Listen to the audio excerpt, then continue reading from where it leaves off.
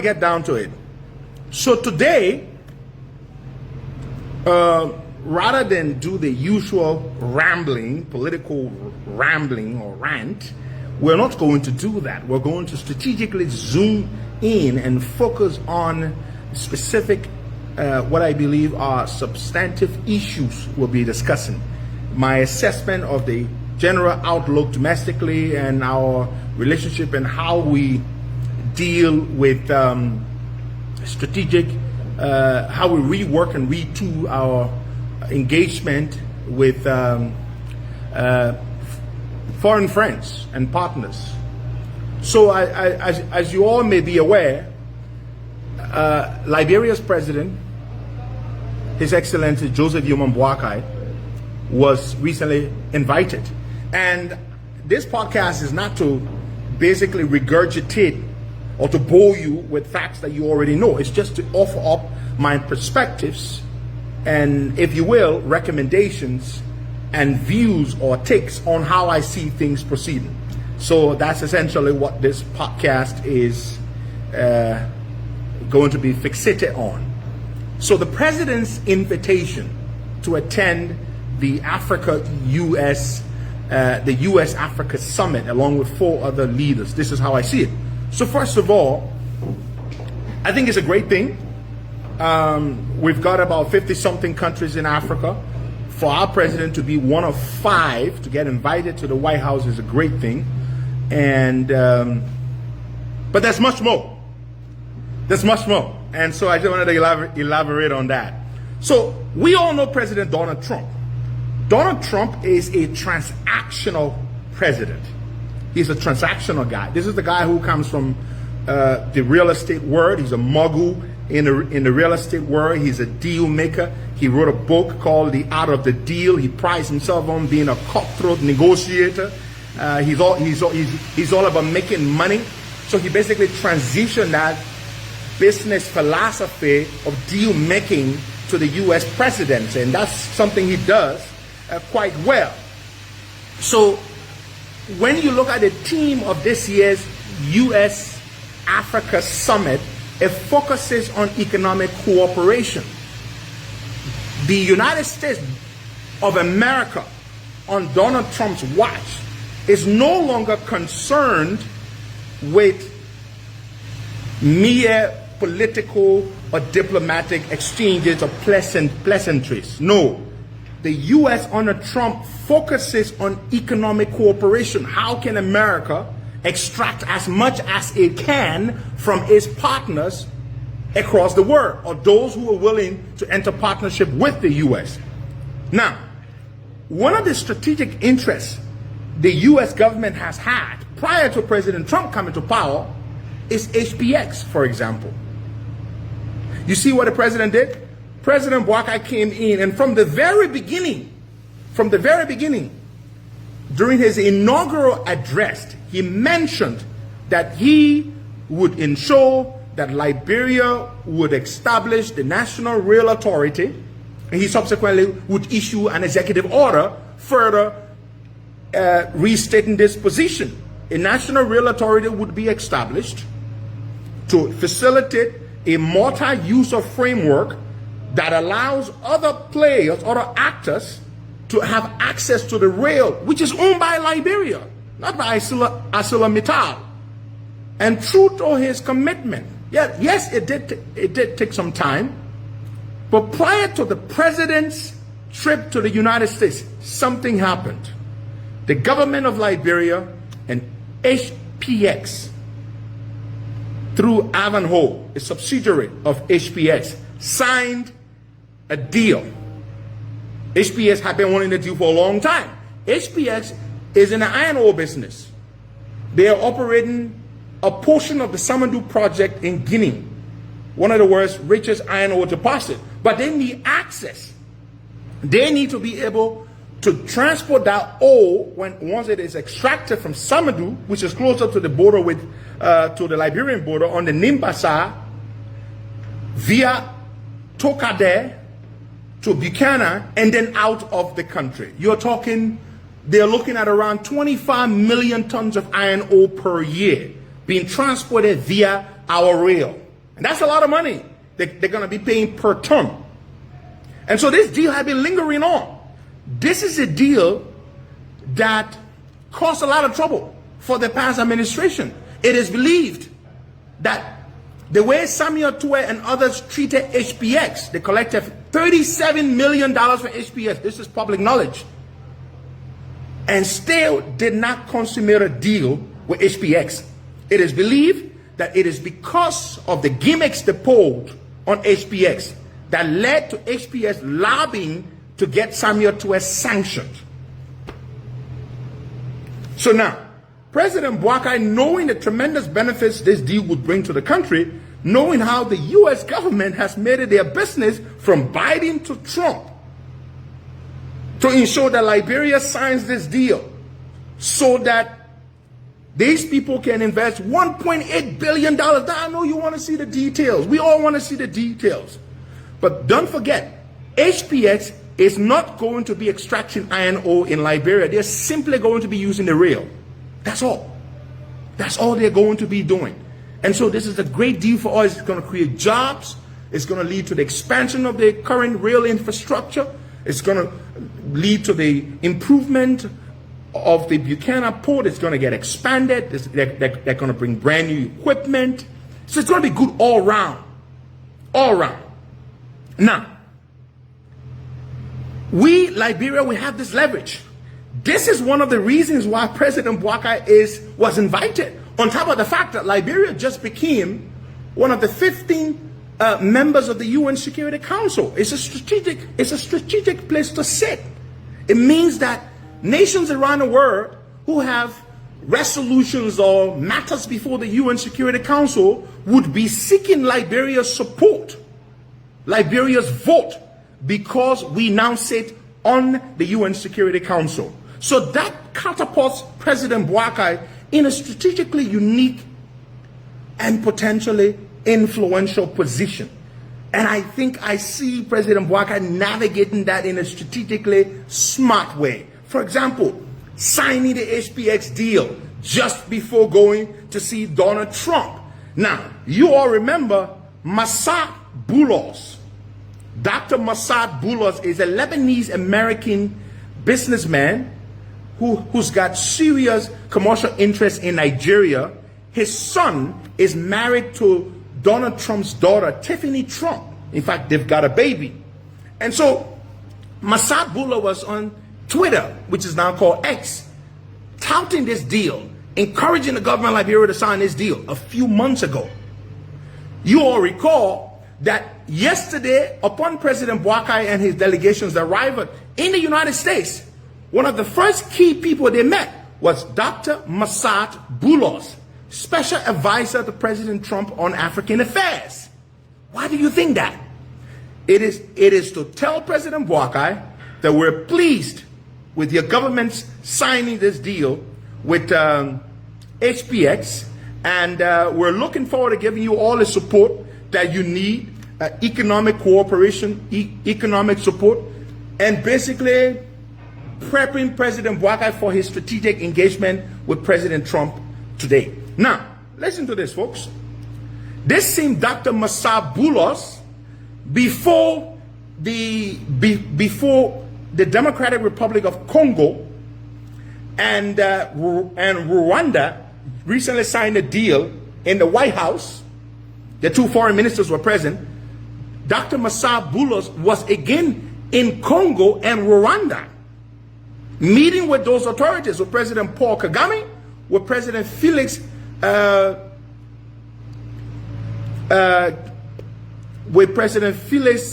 Tshisekedi. And he met with them, encouraged them to make peace, because it is believed that President Kagame backs the M23 rebels who are currently occupying large swaths of the Democratic Republic of Congo. And you know how Congo is the richest country in all of Africa. Perhaps in terms of natural resources, Congo is the richest country in the world, it has been said. President Trump negotiated a peace settlement between the Congolese and the Rwandese because the United States wants to gain mining rights to rare earth minerals, minerals that are used in the production of cell phones and electric cars and computers and those things. And Congo is believed to have one of the largest deposit of rare earth minerals. You're talking coltan, you're talking lithium, you're talking a whole range, a whole array of crucial rare earth minerals. And today, China controls 67% of the rare earth mineral supply. And America wants to wean itself to reduce its dependence on China's rare earth minerals. So it's looking for rare earth minerals in other countries such as the DRC. So in order to get exclusive mining rights to Congo's massive deposits of rare earth minerals, it needs to negotiate peace so that in the presence of peace, America can then exploit these resources to advance America's industrial growth. The same kind of deal President Trump struck with the Ukrainians. You know, Zelensky, you remember that very colorful exchange in the Oval Office. After that colorful exchange, many people feared that the United States government would pull back completely support from Ukraine. No, it didn't happen. Do you know what brought them back together? Because Ukraine has a tremendous supply deposit of rare earth minerals. And the United States government wants those minerals. So that is why they were able to culminate a deal to give America exclusive access to rare earth minerals. In exchange, the United States government continues to supply weapons and munitions to the Ukrainians to continue to defend themselves against Russia. Now, why am I saying all of this? I'm saying this to say this United States government under Trump has completely recalibrated how the U.S. interacts with other countries. The U.S. is no longer about empty diplomacy. It is about economic cooperation, what they can get from you. Liberia has just offered something to America. What that does, it places our president in a strategic position to leverage that and be able to bring a lot of goodies back for our country. On July the 1st, the Secretary of State, Marco Rubio, said, when USAID transitioned from a standalone organization to a subset, was co-opted into the State Department, he said the United States is moving away from charity-based aid to trade. USAID doesn't want to continue to give you money for free. USAID had a budget of $40 billion, or 1% of the U.S. national budget. They're no longer going to be giving you freebies. They would give countries money, they would do trade with you, strategic trade that would help to grow your economy sustainably rather than simply give you aid. How can we leverage that?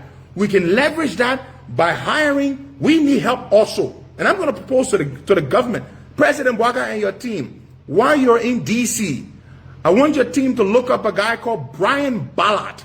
Brian Ballard. His last name is spelled B-A-L-L-A-R-D. He runs a firm called Ballard Partners.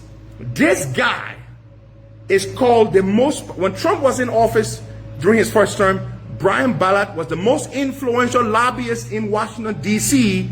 Now that Trump is back in office, Brian Ballard is still the most powerful lobbyist in D.C. And let me tell you a little bit about Brian Ballard.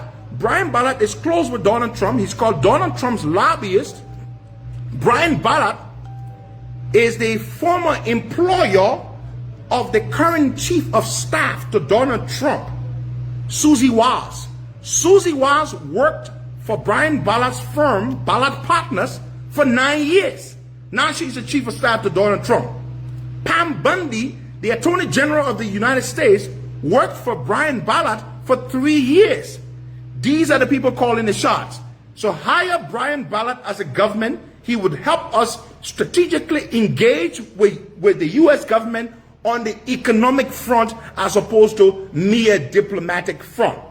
Trump is not going to be impressed with, oh, Liberia and America have a long-standing historical ties, blah, blah, blah. They're not interested in that. They're interested in trade. What do you have to offer the United States of America? Let's retain the services of Brian Ballard. For government clients, he charges anywhere in the neighborhood of $20,000, $25,000 a month. You can retain his firm for 6 months, and you can sit down with him, and he will develop a strategic agenda for the government of Liberia, how we can engage usage. For example, they are looking to helping countries grow their own economies in a sustainable way. The United States and Brazil, for example, produce 90% of the world's ethanol supply. The U.S. consumes about 17 billion gallons of ethanol per year. 10% of almost all the gas sold in America is ethanol. 90% petrol, 10% ethanol. Ethanol is a byproduct of so many, from so many crops. Cassava, for example. Cassava is a very rich source of ethanol. Liberia can grow cassava very cheaply. It grows here very, very cheaply.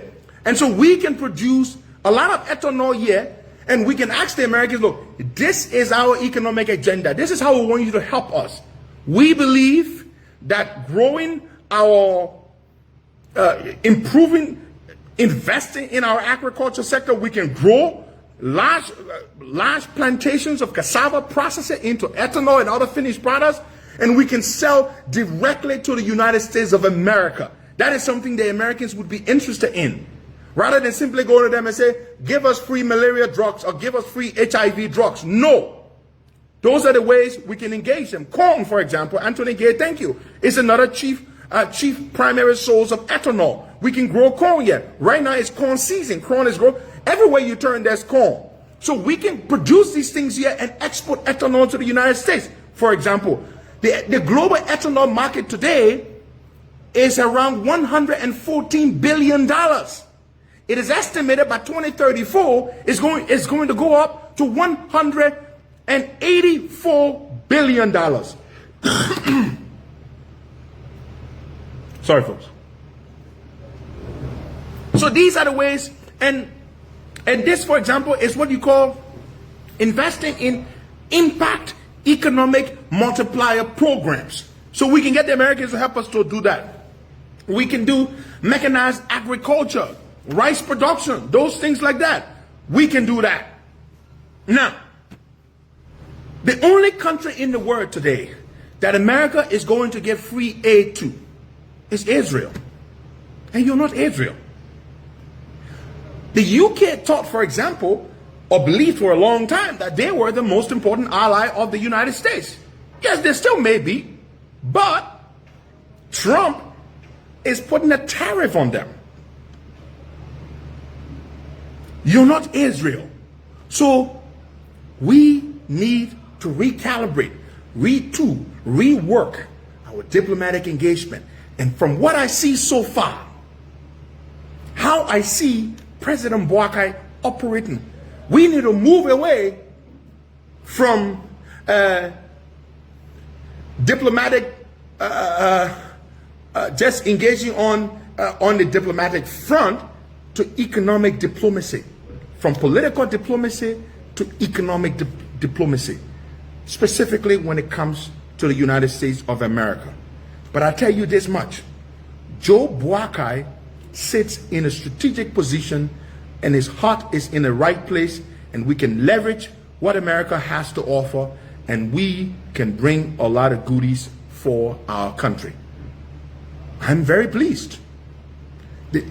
When the HPX deal was signed, the United States Embassy put out a statement announcing it, commending the government of Liberia for consummating this deal. George, we have failed to do it. Joe Boakai has done it. Joe Boakai gets invited. Trump now likes Joe Boakai. He's a big fan because Trump is a transactional president. He wants to extract as much as he can from every relationship or every transaction. And President Boakai does understand that. It is as clear as day. And so, President Boakai now stands in a strategic place to get a lot from America, but in the form of economic cooperation. And so let's hire Brian Ballard, folks, before the delegation returns to Liberia. Go on K Street. I believe that's where Brian Ballard's office is. Ballard Partners. Hire Brian Ballard. That's Trump's guy. He was campaign fundraiser, chairman of the fundraising committee for Trump in 2016 in Florida. He was fundraiser committee chair in 2020 and in 2024. His former employee works as Trump's chief of staff, Susie Was. Pam Bundy, the Attorney General of the United States, worked for Brian Ballard. Get Brian Ballard on a retainer, and trust me, you can deliver a lot. Now, there will be those here. Now, you see some people here, they're angry. The seditians, of course. For them, they're angry. Nobody should talk about anything good that this government does, or nobody should say that this government is on the right track, because they were a pariah regime. They were rogue elements. Tuai got sanctioned because he screwed up the deal with HPX. They took $37 million from HPX, offering up a commitment that they will consummate the deal and HPX would gain access to the rail. They failed to do that. Joe Biden has done it in less than 2 years. So Joe Biden gets the red carpet treatment, and they're angry. They're throwing tantrums. So ignore them. But the benefits will be enjoyed by all of us. Folks, I don't have much else to say. I just want to say, as a Liberian citizen, doing business in this country, I'm optimistic, I'm confident. If the government stays on this path, if we rework and retool our foreign policy engagement, specifically in regards to the United States, there's a lot we can leverage, and we can do a lot in this country. And lucky for us, we have a president who has the wealth of experience. He knows what needs to be done, and he seems to be strategically engaged and fixated upon that agenda. That's pretty much all I have to say. Yeah. Thank you very, very much. I'm in Liberia. I'm going back to the States in 2 weeks. I will be speaking at a annual gala in Jersey as a keynote speaker. And so July 26th, if you're in New Jersey, the Olala's annual white gala, I'm going to be there. And afterwards, I will be back in the country in Liberia. And so I wish you all the best. And when you are in power, and you don't behave responsibly, there are consequences. When you are in power and you have situational awareness and you have integrity and you govern yourself well, there are benefits. And that's what's happening for Joe Biden. You know? Ben said, you know that you and myself go into the thing together. So that's what I wanted to say. You know, I wish you all but then again, let me ask you up right now. We got 2,000 people on. What do you think? The Ray-Ban sunglasses or the Ray-Ban Meta high-tech glasses? Which one do you like? Well, I like them both. You know? So again, to you who support the administration, I want to say this to you. You have every right, every reason to be proud of the administration. And you have every moral right to also demand that they keep raising the bar. I see you. I see some of the most fervent, loyal supporters of the president and the administration criticizing certain things that certain officials in the administration do. It's a good thing. It's a great thing. We didn't see that with the others, but we see that with you. And so we need to encourage that. That sort of behavior. That is patriotism personified. There's good behavior. That is the kind of attribute citizens of a country need to have in order for the fledgling democracy that we have to continue to grow and become fully engendered, so much so that no idiot would rise from somewhere tomorrow to undo it. And I encourage you, to the LACC, I'm not happy with you. So are most Liberians who genuinely want to see this fight against corruption seriously carried out. You're slow. You're ineffective. The president, about 2 weeks ago, suspended in 1 week 5 key government officials. Now you have a huge backlog. You have cases before you going back as far as last year.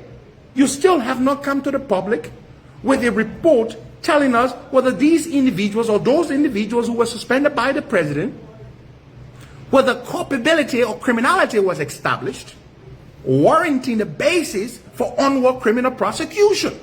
You haven't done that. Now, this president intends to continue to take action where necessary. Is this how you're going to continue to undermine the fight against corruption? And to the Ministry of Justice as well. The president cannot fire the LACC without cause. They don't necessarily work at the behest of the president in that sense, because they have a degree of autonomy.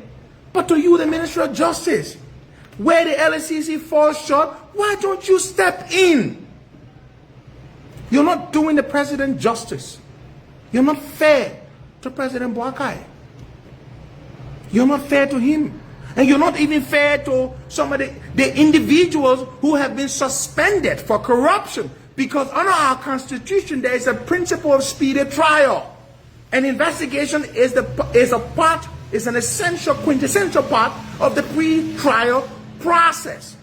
When someone is accused of something, it is only fair that the authorities charged with the fiduciary responsibility to investigate these individuals and establish, where necessary, culpability or innocence, that process is speedy, so that these individuals may have the right to have their names cleared, or if they are found culpable, to prosecute them speedily. So you're letting us down. You're not doing well. I've seen seditions, well-meaning seditions, commending the government for doing what the CDC did not do. I also want to speak to the recent efforts by the president, noble efforts I might add, to bring closure to the families of the slain former President Doe, former President Talbot, and the officials along with him who were assassinated after the coup. We've seen that. We saw President Boakai go all the way up to Grand Jida County to see the late Mrs. Nancy Doe and her husband finally laid to rest. I can tell you this much. I saw part of my folks, I have 1 foot in the Pele, in the Pele category, and 1 foot in the Congo category. I saw a lot of my Congo folks come from America and other parts of the world, and many of them here in Liberia attend what I thought was a beautiful ceremony at the Baptist Seminary compound, where Willie Talbot and his officials were finally laid to rest, where a memorial thing was done, was the beautiful. I love the way they put it together, and that's commendable. I also saw the president say, on behalf of all Liberian presidents before me, I say I am sorry for the actions and inaction during the war. That's commendable. A lot of people, I've spoken with some people, some of those people whose relatives were murdered after the coup, they feel like they can move on now. They have closure, In the process of reconciliation, closure is a very essential element They can move on and they can breathe a sigh of relief, knowing that a dignified memorial has been held, organized by the President of the Republic at the very highest level. And he was involved at every stage. Wonderful. Wonderful. All right, folks. You all have yourselves a wonderful day. So, again, to President Bouaga and your team, keep winning for Liberia. And before you leave, please call Brian Ballard. Have your team visit Brian Ballard. They call him the Rainmaker. He's Donald Trump's lobbyist. He can make things happen. He could be very, very, very instrumental and helpful in us driving our agenda geared toward economic cooperation with the United States. God bless you all. Bye-bye.